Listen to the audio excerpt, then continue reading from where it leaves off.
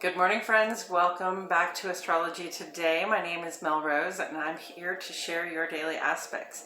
Today is Monday. Monday is ruled by the moon, and the moon is very much about our bodies, our inner experience, how it feels to be us, and who we are, how we show up at home and among the people that we keep close to us. And today promises to be quite an intensely feeling day. We may find ourselves feeling some extremes of doubt. We might find ourselves feeling some extremes of love and connection. It's sort of an up and down sort of vibe for the body and the heart today. So heads up on that one, and let's get into these aspects. Today is Monday, January 23, 2023. The sun is in the land of Aquarius. It joins Venus and Saturn here. Sun in Aquarius is one of those times where we develop the plan while we're working on it. All things are negotiable because in the end we seek to establish the plans, the philosophies, and the ways of being that bring support and uplift to the whole collective. Hopefully in perpetuity. We want what we build to last.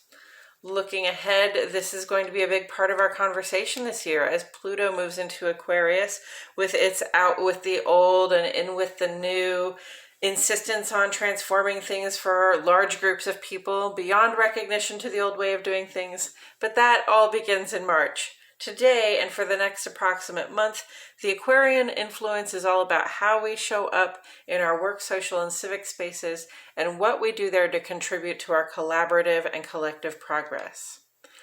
The waxing crescent moon here makes ingress to Pisces this morning, sharing space with Neptune. Waxing crescent is our period for setting goals and laying plans. Pisces influence allows us to imagine what would be ideal for us if we didn't have all these boundaries and restrictions in place. And it's not that the boundaries and restrictions don't have value. Please observe your own boundaries, those of others, and most especially the law. But it is in our ability to imagine our lives beyond those policies that we may at some point be able to transcend our need for them. We are now 2 days into the lunar observation of Imbolc, our midwinter observation that falls at the halfway point between winter solstice and spring equinox. The solar observation isn't until February 2, so I'm going to say through February 2. And I may or may not choose to talk about this every day during the 11-day gap between the two.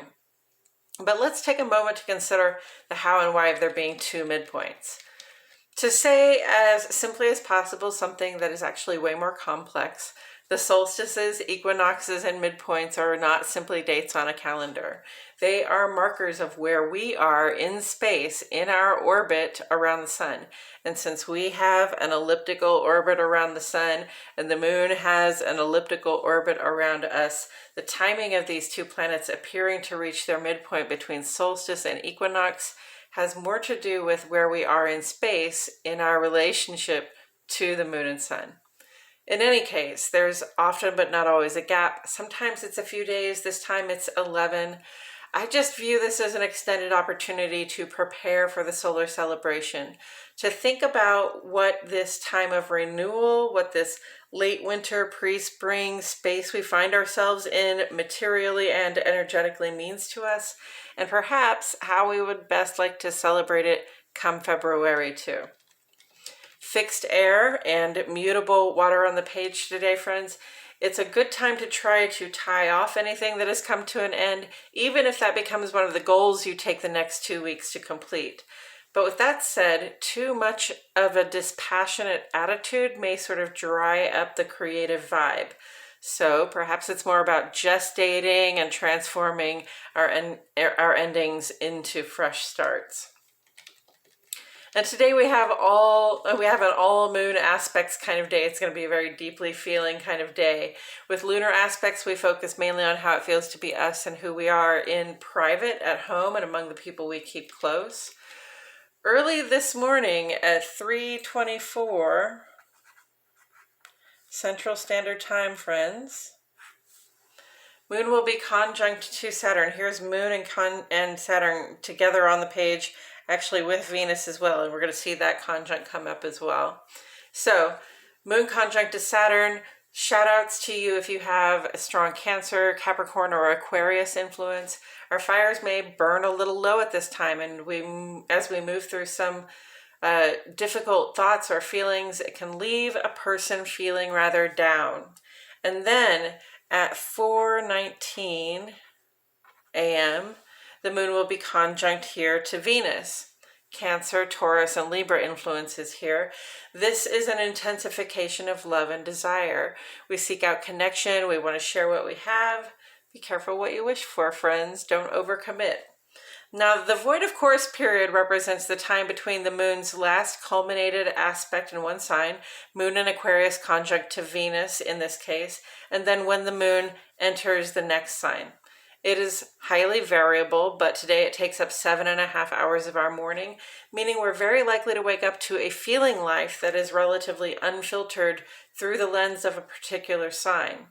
To me, this is a great time to take a break and meditate, journal, imagine, create, and in general, do whatever it takes to calm my mind so that I can focus my intentions, and also so that I can have the serious conversations with myself and with Spirit that enable me to be honest about how I've been showing up and what I would be like to be more like going forward. The void of course period ends when the moon enters Pisces today at 11:36. Moon in Pisces is an ending of sorts. It's a time to reflect, to dream, to imagine, and to rest up before we have to spring into action just a couple of days from now.